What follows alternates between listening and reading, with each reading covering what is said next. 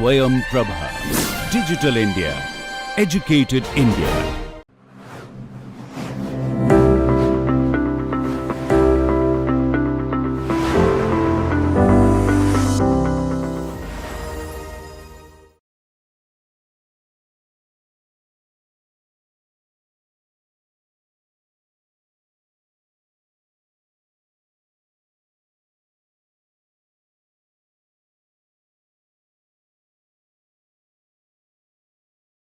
Welcome back to the course on architectural thesis. My name is Dr. Vishal Chettry. I am working as an assistant professor in the Department of Architecture, Planning and Design at IIT BHU, Varanasi. So now let us look into the content of this presentation. We will start with the introduction on why documentation is essential in thesis report writing. We will understand the details about the importance, specifically on the conceptual diagrams, how it has to be added and why is it necessary in architectural thesis, the explaining design iteration and processes, organizing supporting content, in-text citation techniques, adding bibliography, integrating visuals with references, the best practices for clear documentation, and then we will conclude the presentation. So to understand why documentation matters is because design documentation is a vital component of the architectural process because it serves as the detailed record of design concept, development and decision, which means that all the decisions that has gone behind the final output, you will not be able to showcase all this information in your sheets. So you need some document which explains in detail the entire process that you have adopted to reach the final stage, because if you have seen the structuring of your architectural thesis sheets, it starts with a general background or introduction to the topic, then it will lead you to the framework, that is the aim, objectives and so on, the other details, then you will showcase the case studies, thereafter you will show about the site and site details and then concept, and then you will directly show the architectural drawings, which will start with either the site plan or the floor plan and then the other details, isn't it? So in those sheets you may not be able to showcase the entire process that you have adopted in detail, although it will be seen visually through the methods, and a brief explanation to that will be given in the methodology section or through the chart, but to explain that in detail you need a written description. So this is why it has to be highlighted through your report. So each and every stage of your architectural thesis has to be explained in detail, all the iterations, all the process that has adopted behind to reach that particular stage has to be documented very clearly in your thesis report. So this is why documentation has a very important weightage in your architectural thesis. It ensures a clear communication among architects, clients, engineers and builders in a real world scenario and helps them translate creative ideas into practical and buildable solutions. So this practice of preparing the architectural thesis report is very essential when you will go to the field for practice, because there for every project there requires some documentation of the entire project. So this is why when you start preparing the architectural thesis report, later you will get an idea on how to write the report for a design project, and the same idea may be helpful for you in the professional field also. So this is why it is very one of the important deliverables of your thesis submission. It also includes conceptual diagrams that visually communicate complex design intention. So the design decisions that are being taken, so it provides proper justification to those design decisions. You also can add the conceptual sketches that you have prepared for your project. So all those information will help the examiner or will help the person who will be going through the report to understand the process in detail. Documenting design iterations and process captures the evolution of ideas and the rationale behind design decisions, ensuring transparency and informed feedback. So, it provides transparency. That means the novelty or the idea, the newness in your project can be documented there itself very clearly, and when you document that, that becomes a proper source for anyone to refer the details about the idea. So, if it is something very novel, or if you have referred from some other source, all these informations are highlighted in your report very clearly. So, this is why report helps you in avoiding all these plagiarism or similarity issues. Also, it helps to set the transparency. So, that means if you have referred some ideas from different projects, so obviously you have to mention them in your report, and that actually increases the transparency in the process. So that you acknowledge the source from where you have referred the design ideas. In-text citation and referencing maintains academic and professional credibility by appropriately crediting sources and supporting the design narrative with reliable research. Well prepared documentation reduces the errors, streamlines collaboration, supports regulatory compliance, and provides a valuable resource for future maintenance or modification. So, these different concerns related to documentation is being highlighted, and this is why a documentation of design is essential for the and the same practice is actually followed in architectural thesis.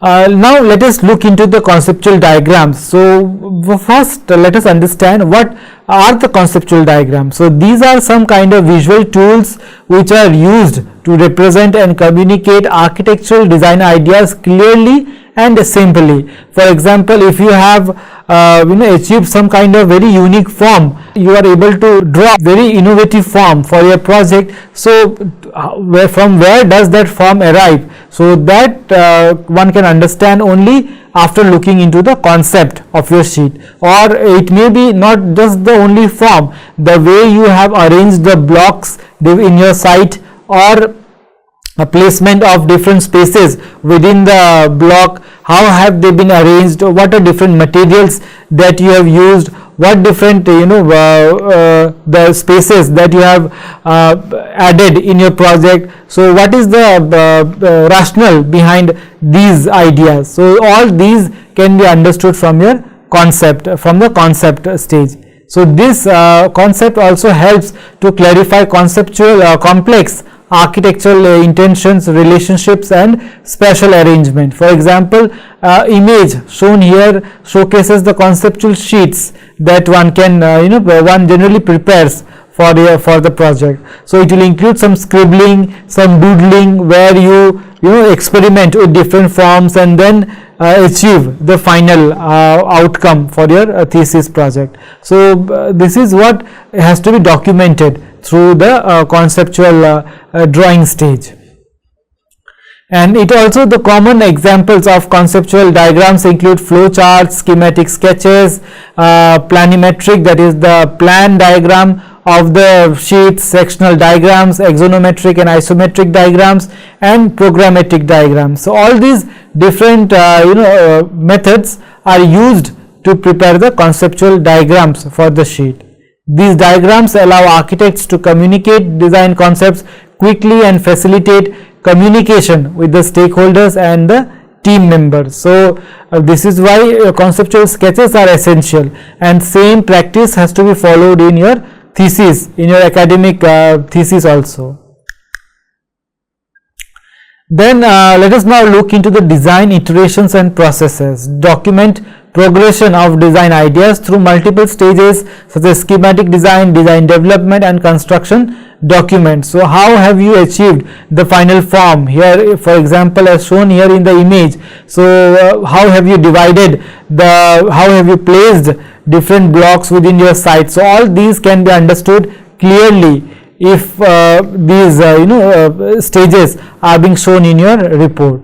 So it shows how feedback and analysis refines the design, incorporates the client input. In your case, you have to consider the input from your either from the users or from your mentor. So what the different inputs that are provided by the user, that has to be followed in your design iteration and process. So it is not necessary that ideally that you visit your users only at the beginning of your design stage. If you have time and if you are situated somewhere very near to the user group, your college is located or your site or the building that you are going to design is within the city itself, so you can just go and visit and have a discussion with the users. So whether are they satisfied with the design decisions that you have taken, or you can discuss the same with your mentor or your supervisor also, and get their inputs on the design that you have done.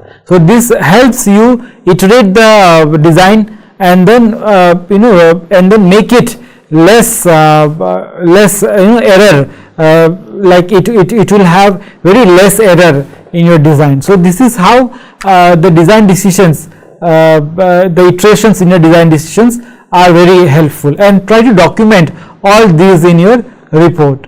So this iterative process ensures transparency, allows design exploration, and leads to a well developed final proposal. So how to organize the information in your thesis report? It will be in this order. It will start with the introduction, where you provide all these details about the problem statement, objectives, methodology, and the results. Results here mean about the information from your introduction section. So what is the background information about the project, and what sort of important aspects that has to be followed in the thesis, in the particular building, that has to be highlighted in the introduction section. And then the literature review section, where you will review the different research that is being completed before this project. So all those areas have to be highlighted, and then the research gaps have to be showcased there. Research methodology, the methodology that is adopted, data presentation and analysis, design proposals, and then you will end with conclusion, the main findings from your thesis report. So let us now look into the in-text citation techniques that has to be followed. As already mentioned before in the previous in some of the previous presentation, in-text citation technique is very essential, because it is always good to acknowledge the source from where you have referred from where you have referred the idea, or from where you have referred some input which you will use in your thesis. So it is very good practice to do this, because it avoids the chances of plagiarism in your design. A brief reference is placed within the text to credit the source of information, idea, or quotes that you have used in your thesis. So it is always a good practice. Common formats include author date style, like APA, Chicago, author date type of referencing or in-text citation, numbered style, which is followed in IEEE and Vancouver referencing techniques, then footnotes or endnotes. These are also necessary when you want to explain those particular term in detail, and then you can add the footnotes and endnotes in your thesis report. For direct quotes, include page numbers as shown here. When paraphrasing, cite the source even if the words are not exact, because at times we try to paraphrase the information and then add it in the report. It is generally observed in literature review section, because the other sections are very much written in context or with respect to what design decisions have you taken. So for example, if you are writing methodology, so it will be based on the steps that you have taken. So everything other than the introduction and literature review is by the author himself, isn't it? So this is why this kind of issue related to similarity and plagiarism is generally observed in your intro chapter and in the literature review chapter, because we refer other sources when we prepare these two important chapters of the thesis report. So when you do the paraphrasing, that means you are not using the exact words from any other sources, but still the idea is based on that piece of information. So this is why it is very good practice to acknowledge that source and add it in the thesis report. So always align in-text citation style with the bibliography or reference list style use. So you should have a kind of similarity, like if you are using in-text citation style of a particular example, for here if you are using APA in-text citation style, then your references should also be in APA style. It should not be in IEEE or Chicago format, okay, because this maintains some sort of similarity in references, and it is a professional way of writing the report. So to maintain this, you can use some tools as already highlighted before, and is also mentioned here, like Zotero, EndNote or Mendeley. And also if you don't have these softwares with you, you can use the plugin that is there in the MS Word itself. You can use that plugin, and then or it is there in the references tab somewhere at the top of your ribbon of the MS Word software. So from there you can use the references tab and then add all the details or all the references of citation that you have referred. So when you use that, automatically when you generate your bibliography, it will be in the same format as you have used for in-text citation. So but if you do it manually, there are chances that you may end up doing some mistakes. So that is why it is very good practice to either use the plugin that is there in the MS Word by default, or if you are very well versed with other softwares like Zotero, Mendeley or EndNote, you can use these softwares also to manage the references. So there will be some plugin of these softwares that will be installed in your MS Word, and when you use that plugin, it will automatically help you prepare the in-text citation and references. So the other advantage here is that in case if you have forgot to use the citation style that is mandated by the institute, but that can be changed within a click by if you are using these softwares and plugins, because these are all automatically done. So based on the different references style, if you just click those references, any of the references over there, it will change the citation style and the references in your report automatically. So there is no manual correction that is required in this case. So this is why it is a good practice to use the software instead of doing it manually.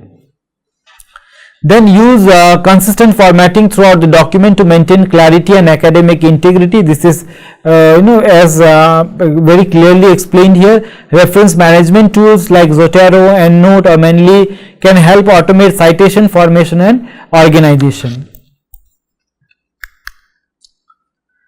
Then on adding the bibliography in reports, the bibliography lists all the sources that you have cited in the report, providing full publication detail to credit original authors and support research credibility, because the original authors who have taken so much of pain in documenting or in gathering the idea or in writing down those information in a piece of paper, you should always acknowledge those sources very very accurately. At times there is some error in adding the citation. If we do everything, all this process at the end, so you should avoid that kind of practice. So try to always give due credit to the main author who has done this much of research work and then documented and published through some book or through some article or written some report or document. So you should always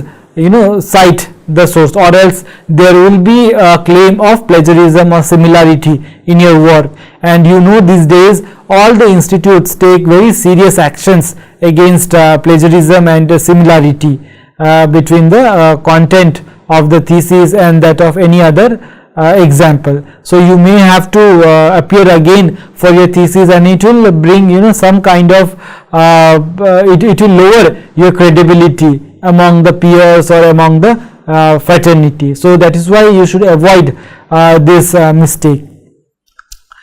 So it should follow a consistent academic citation style, such as APA, MLA or Chicago. All these are the different referencing style, and these are all provided, the information about which one to use will be provided by your thesis coordinator. In effect, and if you are free to choose or there is a flexibility that is given to choose the referencing style, you are free to choose any of the options that are available. Ideally, the most preferred one is APA, that is American Psychological Association, and right now I think 6th or the 7th edition is available in all the software. So you can use that to maintain, to add your in-text citation and your references. So bibliography is placed at the end of the document after the main content and appendices. So it is always placed at the end of your end of your thesis report, where all the references are listed in particular order as per the referencing management of the particular technique. Ensure in-text citation correspond exactly to bibliography entries for easy cross-referencing. So follow this practice. Then use citation management tools as already discussed before to organize and format references automatically. Clear and accurate bibliography upholds academic integrity, aids further research, and reflects through the scholarship. So if anyone is interested to look further into the topics or look further into the information or the source, so one can easily refer the bibliography and also read that particular document in detail, because you will not be able to add all the information that are there in these references, or else your report will become a very lengthy document. So that is why when you add references, if any reader wants to understand more on that topic from where you have referred, so the proper referencing would help in that case. Then now let us look into the next section, that is integrating visuals and references. So use clear, high quality visuals like drawings, diagrams and models to support and clarify your written content. Provide captions for all visuals explaining their relevance and citing the source if it is not original. Place in-text citations near visuals to credit authors and maintain the academic integrity. Maintain consistency in formatting, size and placement of visuals throughout the thesis. So this is how you can integrate visuals with the references. So reference all the visuals properly in the bibliography or the reference list with full source details. So if you are using some images or visuals from other sources, so always try to add source over there, because or else it will be perceived that that particular graphics has been generated by yours, by the author himself or herself. But if it is not that, you should always mention the source from where you have referred the image. And it is a good practice to follow it, because the same once you imbibe in your habit, you will apply it in your professional field also. Balance visuals and text to create a cohesive narrative that enhances understanding without overwhelming the readers. So there has to be balance between the text and the visuals that are there in your report and as well as in your thesis sheets. But when writing report, it is always understood that there will be too much of text in your report, and the same, because that is a description to your design decision. So that is why it will have too much of content or written content in your report, but just opposite, in your sheet you should have more visuals and images than the written content in your sheet, because sheet through the drawings or through visuals in your sheets, it is easy to communicate the ideas. If you just read the text and try to communicate that to the examiner or to the anyone who is interested in your thesis, one will struggle to visualize those things. So if you have a visual ready for the for that specific sentence or for that specific idea, it will help communicate that idea very effectively. So this is why you have to integrate the visuals very properly and quote them and add references or sources wherever if you have copied it from different sources. Then now let us look into the best practices for clear documentation. So organize content logically with clear sections like introduction, research, design, develop. So you should add proper heading to the title of your thesis, the sections that you have created. Maintain clarity and conciseness, avoid jargon and overly complex language. Use consistent formatting for fonts, headings, captions and citations. Incorporate visually effective visuals should be very effective with proper captions and cross references. Provide detailed explanation alongside visuals to clearly convey the idea. Ensure all sources are properly cited. Maintain academic integrity. Document the design process and iterations thoroughly, showing evolution and rational. Regularly revise and proofread to eliminate errors and improve readability. So the general practice what we do is, when we write and complete the report writing process, and you have to leave it aside for at least 4 or 5 days, because you will not be able to identify the mistake within your writing if you are very consistently working on the report if you are working on any piece of work for at least a larger number of days, then you are in habit, or your way of looking into things is very straightforward, is very specific to the work that you are doing. So at times you may not be able to find mistakes within those writing. So if you take a break of at least 4 or 5 days, and in between you work on your sheets or correct your sheets, or you may engage yourself in preparing the portfolio for your